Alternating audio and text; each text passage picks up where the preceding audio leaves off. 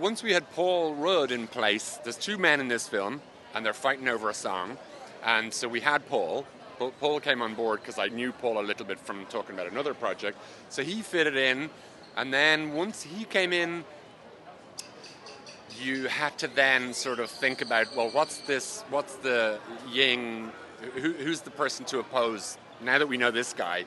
And I spoke to a few actors, and there were a few actors kind of who were really good, who wanted to do the role. But it became quite apparent that we should get a musician. And I don't know why that is. I think it's because we were asking Paul to play a musician. If we got another actor to play, it might just seem, I don't know, there'd just be an interesting chemistry if we got somebody who had really been in the music industry and just knows the feel of that. And so when I met Nick, he was that guy immediately. Like he didn't try too hard to get the role, or he didn't try and tell me. He was cool and calm and was like, that guy's done this. He's been around. That was the interesting thing when I read this script for the first time. You know, the song is such an important piece of this. It's the piece. And so I remember thinking, boy, I wonder what that song's going to sound like. It kind of has to be good. It isn't the kind of thing that you can fake. And so when I finally heard it after a while, I know they'd been working on it for a while, it was like, oh yeah, I completely believe that this song would be that big. It's a great song.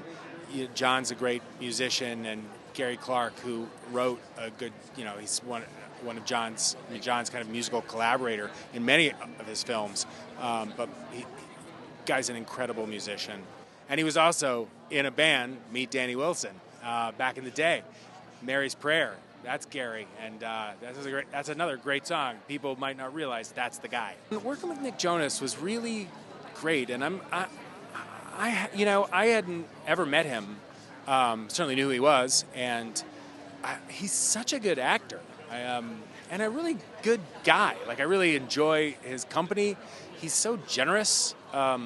He's obviously very musically gifted. After we filmed this movie, I went and saw him, on Broadway doing Sondheim, and he's really talented.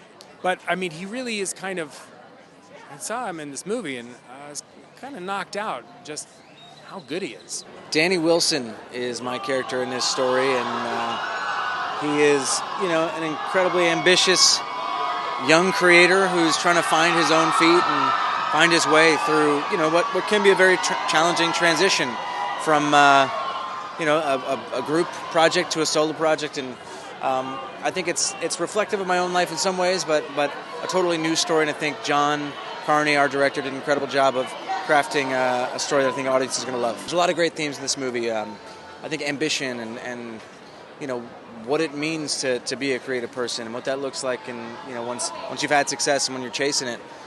Family is another great theme in this film, and finding yourself. And I think that whether it's a date night or a night out with your friends or your family, this will be something you'll be able to connect with and really be able to dive into and enjoy. It's a dream come true.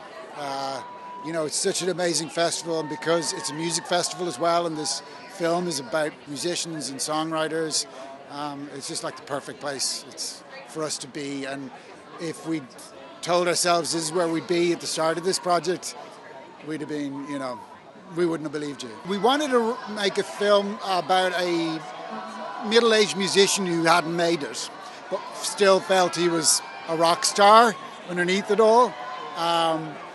And then we came upon the idea, what if something that he had written got stolen at that stage?